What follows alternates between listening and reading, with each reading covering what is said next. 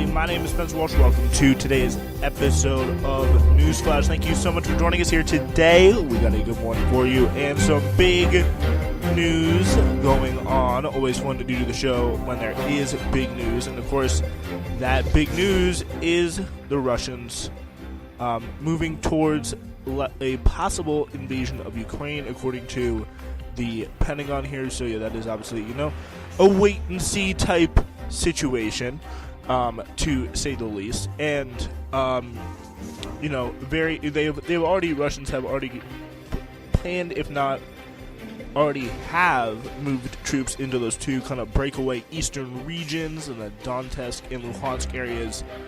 And this, just now, would be the Pentagon's most dire assessment yet. So that is definitely not a good sign. Their dire assessments have been not quite proven true yet, but things are not moving in a good direction at all. We'll take a look at how this plays into the hands of Washington Hawks with Branko Marcetic and Jacobin, and also a bit of a disappointing result for the kind of still thriving kind of liberal resistance kind of anti-Trump Twitter group, as two prosecutors leading the New York Trump inquiry have resigned, clouding the case's future.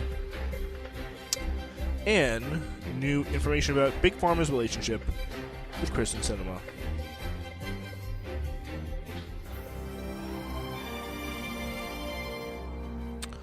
Alright, so we're starting today with Ukraine, and that is obviously a very big and important situation to pretty much get you caught up on what has happened so far. So first we have the kind of situation where Putin made his first this big speech on a few days ago. I believe it was it was Monday. Literally right as I was in lunch, he kind of gave out his whole kind of master's thesis about where he believed and where he would have taken the Russian Empire in the wake of the fall of the Soviet Union, and what he would have done differently if he were Lenin. And not necessarily like he wants to bring back communism, but I saw this point here. Actually, I forget where, but it seemed to kind of be pretty instructive based on the quotes that I've seen. It's almost like he wanted to grow the Soviet Union and expand it to be a capitalist kind of countering force to America, in instituting almost a different type of capitalist culture, if that makes any sense, which would have certainly been very interesting indeed, if not exactly a possible reality that had happened, given the way things turned out. And the interesting nature of it is, and we'll get into this in a second, the U.S.'s whole role in this, from being patron along with Britain and MI6 to Putin and his rise, to now these mortal enemies. And pretty much what he said at the end of the speech, the business portion of it, was that he would be moving towards an invasion, at least in the eyes of many, Western people. But really all he was doing was bringing troops into two areas that had been in civil war with these people who wanted to join Russia, and in these two provinces, and the Ukrainian nationalist forces and the Ukrainian army forces. Russia pretty much has just sent more troops into that already ongoing conflict, which I think smartly in the sanctions that they released, it was not the most aggressive sanctions package. They didn't really go all the way. They put sanctions on the two states, for example, which is not going to be that big of a deal because it's not like those states are very much hubs of economic activity relative to like Russia, Ukraine, and the United States. And that is, I think, a very smart way of doing it, because it recognizes that, you could see further action from the Russians and kind of leave room for a further punishment relative to that if happening. So, not just going all the way out in one go at the drop of a hat. And what's really interesting to see here is going to be see how far they are going to go. And so this is just about 1 hour ago in its most dire assessment yet. And so the question is, do they go past these front lines? Do they take new territory here? Do they aggress even further into Ukraine, into the eastern, more pro-Russian part, across that central line, past Kiev, and maybe even into the whole country? Making all these, hysterical U.S. intelligence projections actually right for once. What a shock. You don't know which way it could go. And it's very much a very kind of scary wait-and-see situation because you don't know exactly what the ambitions are and really what Russia can realistically sustain. The Defense Department is saying they're ready to go now if they get the order to go. Not the most surprising thing.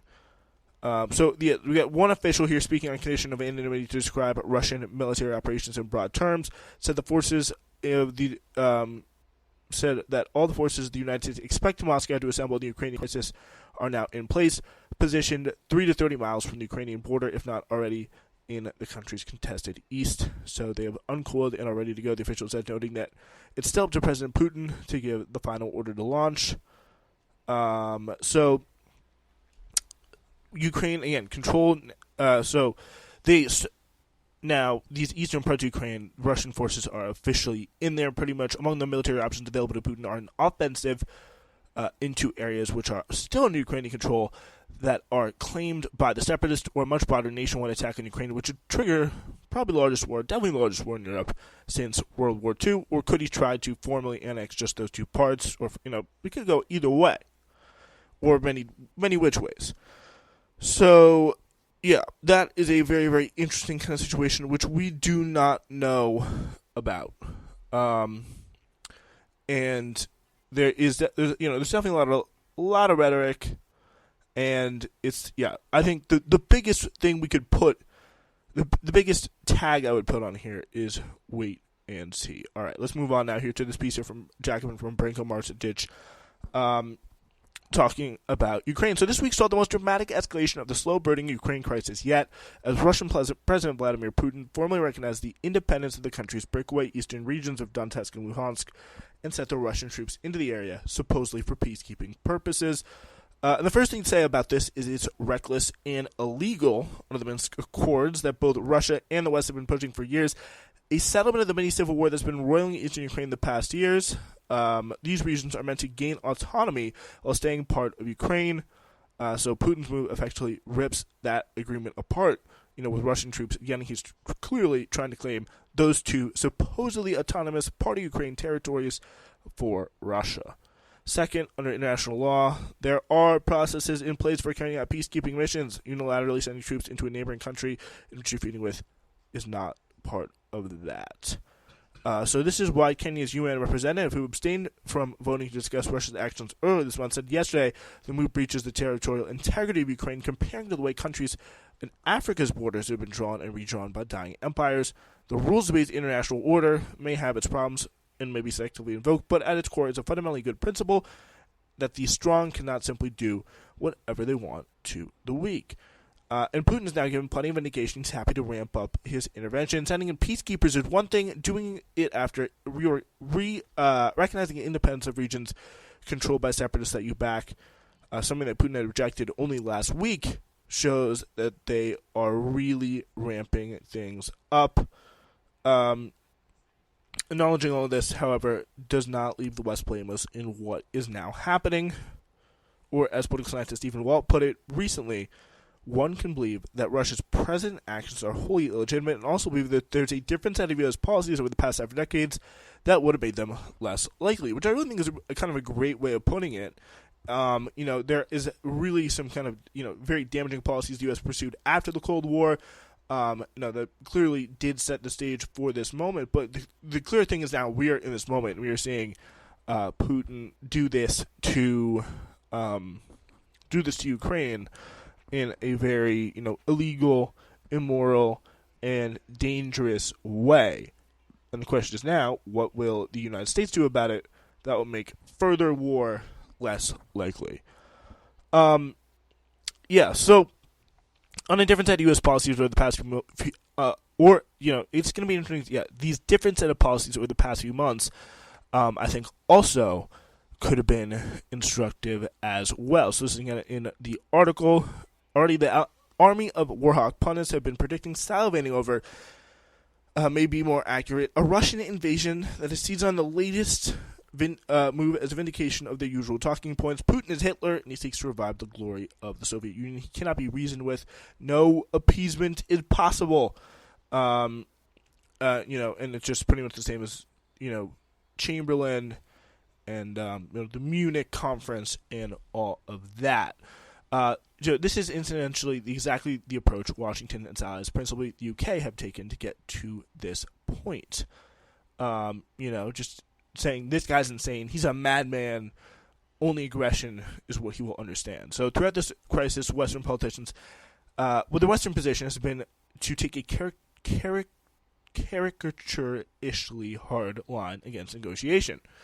So this is all the way back in December, when Putin put together his maximalist opening bid for mostly a prominent legal written pledge that, neighboring Ukraine and Georgia would not join NATO, for Washington to re-enter the Intermediate-Range Nuclear Forces Treaty that Trump had recklessly pulled out of. And by the way, these are, in my opinion, both, fair, things that broadly in the mainstream of things would 100% promote peace.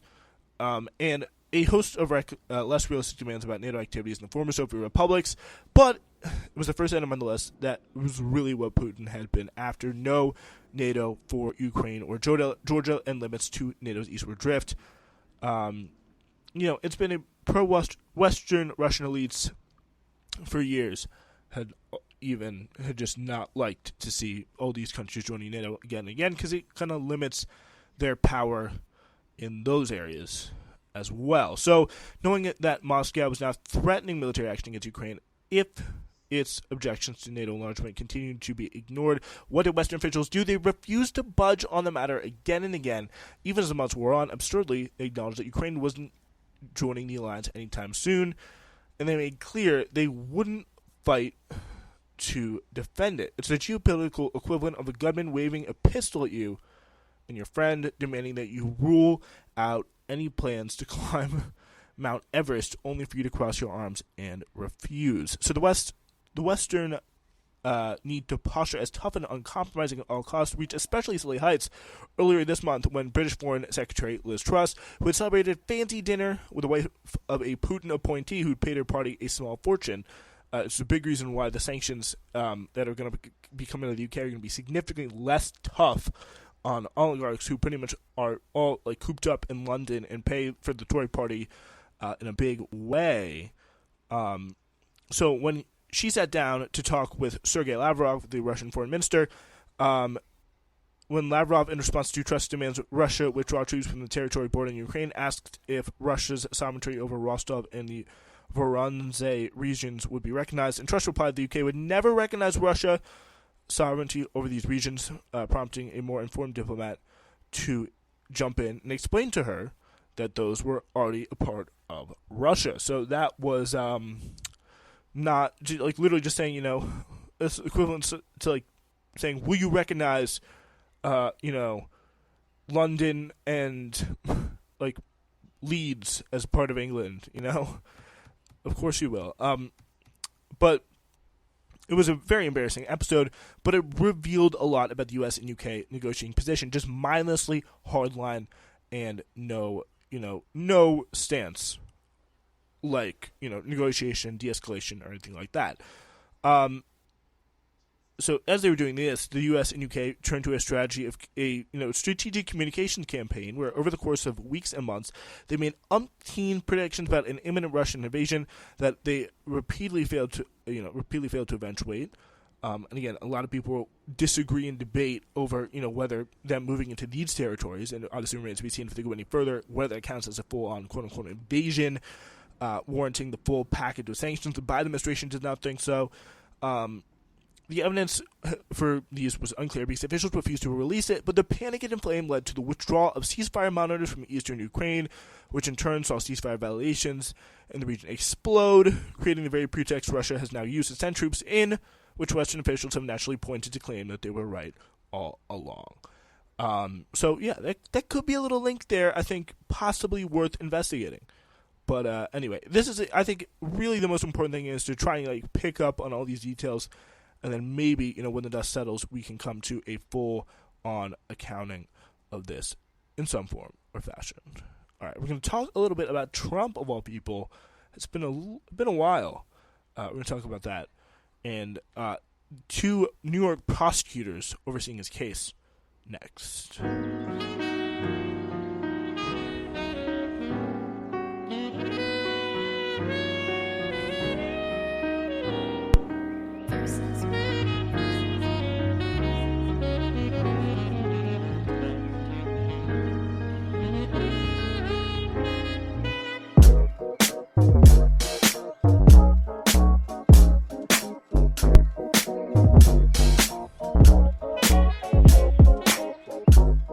So we have these 2 prosecutors here leading the New York Trump inquiry.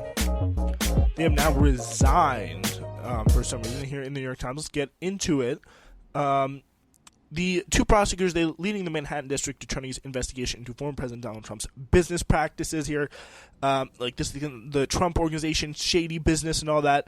They abruptly resigned on Wednesday amid a month-long pause in their presentation of evidence to a grand jury, according to people with knowledge of the matter, throwing the future of the high-stakes inquiry into serious doubt. So it's been very funny, because these investigations have been hyped up so much by people who have kind of this vested interest in keeping the Trump train, this whole hysteria, and keeping this whole population of people who have really bought into it, keeping that hype train going.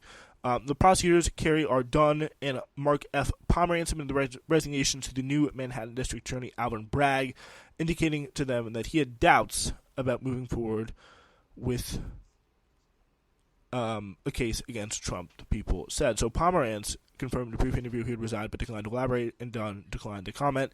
Without Bragg's commitment to move forward, the prosecutors late last month postponed a plan to question at least 1 witness before the grand jury, one of the people said. So it looks like here that we have Bragg leading this kind of pullback on this investigation, which is going to raise probably a lot of liberal eyebrows, because this is like a newly elected kind of like Elizabeth Warren type Democrat on the kind of soft left of the party.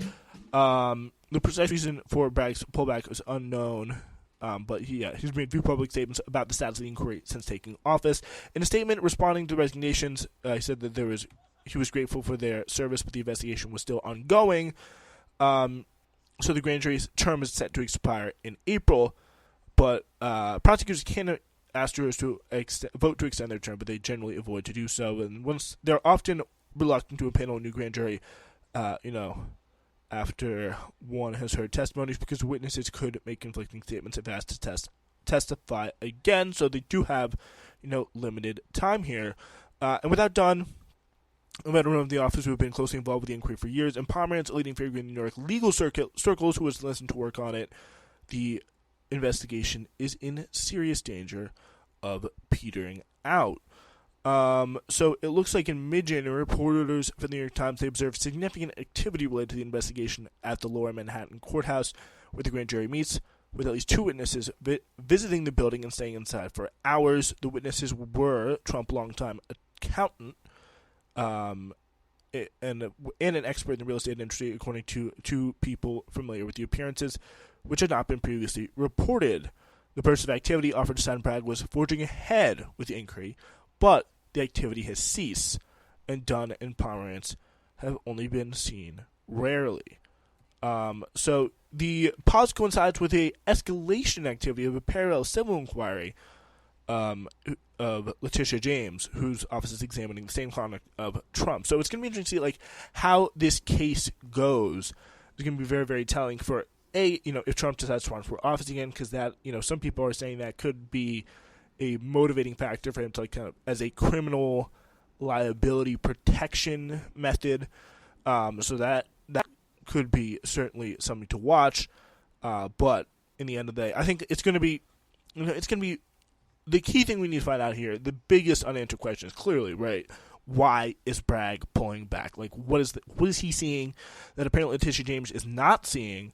Because she just last week received approval here from a judge to question Trump and 2 of his adult children under oath. And has filed court documents describing a number of ways in which the Trump organizations appeared to have misrepresented the value of its properties. She concluded the company had engaged in fraudulent or misleading practices, but Bragg's office apparently needed a higher bar to pursue a criminal case and has met a number of challenges in pursuing Trump, including his inability thus far to persuade any Trump organization executives to cooperate. Trump has disputed the notion that he inflated the property or defrauded his lenders. So again, come on, we all know what's going on here, and he has accused Bragg and James, both Democrats who are black, of being politically motivated and quote racist. So that is where he is on that issue there. So it looks like, the civil, looks like the criminal case here, by any stretch of the imagination, just not high enough to get over that bar to convict Trump of misrepresenting, which will probably, more than anything, if the law is that loose when it comes to like property kind of and real estate kind of tomfoolery and things like that the Trump family kind of made a brand in.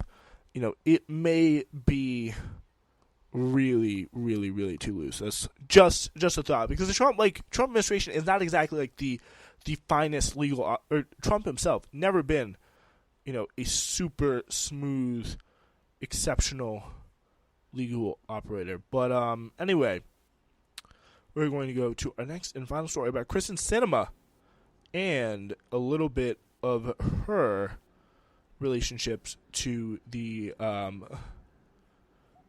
little bit about her relationships to Big Pharma.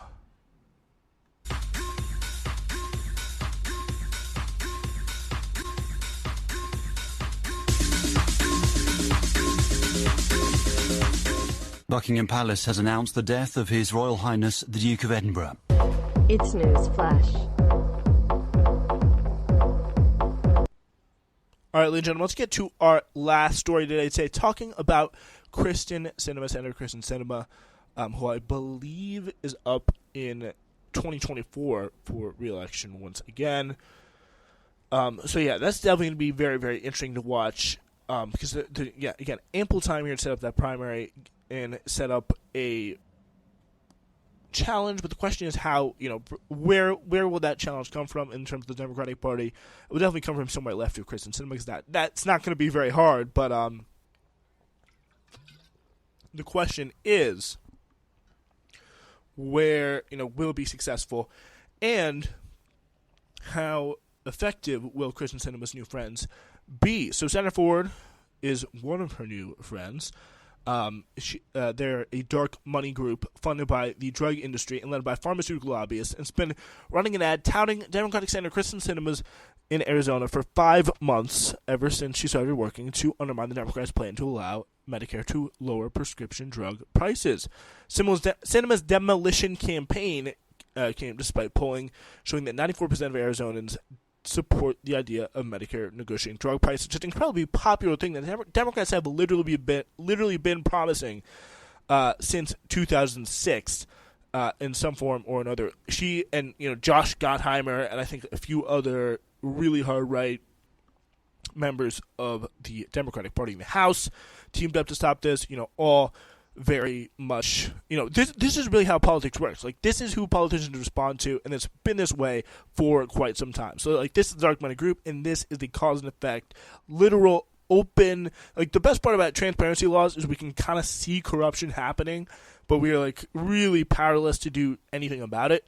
So a 2017 survey found that more than a quarter of residents in Sinema State has stopped taking prescribed medication because of the cost, but they had no influence over her decision-making, clearly, because boy did they try to get her to move on this and other issues. Amid the crisis, Arizonans earlier this month started seeing a new TV ad from Senator Ford saying Arizonans are tough and independent, just like Kristen Sinema. Senator Ford's previous ad contained similar drivel about independence and bipartisanship, but the latest ad does something special. It screams the quiet part out loud about who Sinema actually works for. Tell Kristen Sinema, thank Kristen Sinema and tell her, keep fighting, the ad says. We have your back, and just like you've always had ours. And again, we'll see how that ad plays with the Arizona public, who broadly supports a lot of things that Kristen Sinema has been very effectively holding up. I'm guessing it's not going to work, but it is. It's not surprising, because I guess this is just kind of how Washington has always been operating, and yet not surprising. This is a Washington Front group, so Senator Forward. They in groups like it, they often run ads like shaming or praising politicians in dramatic, very abstract terms. To thank their legislative allies for going to bat for their financiers. The hope, of course, is that people aren't paying enough attention to catch that the ad is not paid for by the Sinema campaign, but by some weird, group that turns people off. I really wonder, what because I know what I think when I see one of these weird think tank groups that's something like, automatically, bad, dark money. No, thank you. When it's like Center for Progress and forward motion and better future and something like that, institutes for this and that, never quite trustworthy in my book, especially when they're funding these kind of dark money political ads. Definitely not. But it does not seem to be any different here. So people probably would not trust the message if they know who is paying for it, but who has time to research every name they see on every ad in TV. But for all of its talk about what Arizonans are like, tough, proud Arizonans, Senator Forward cannot be more removed from the Grand Canyon state. Senator Forward is a Washington, D.C. based front group run by corporate lobbyists. The organization lists its addresses as its address in this filing for the ad purchase, a Northern Virginia McMansion owned by one of its lobbyist board members. So Senator Forward has long been funded by the Pharmaceutical Research and Manufacturers of America. This is a drug industry lobbying powerhouse, generating $573 million in revenue in 2020. So two Senator Forward members, Libby Greer and Cindy Brown of Forbes Tate Partners, lobby for Pharma, and they also lobby for many individual drug companies, including Alexion, Amgen, Bayer, Eli Lilly, Emergent, Gilead Sciences, Merck, Novartis, and Sanofi. Sinema played a key role in getting Democrats' drug pricing measure, significantly reducing the money that it would cost to in the pharmaceutical industry and how much money it would save the public if it becomes law. That I believe that drug pricing measure was part of the Build Back Better agenda, which has not even passed thus far. So she also helps stall Joe Biden's broader healthcare, climate, and social spending bill, the vehicle being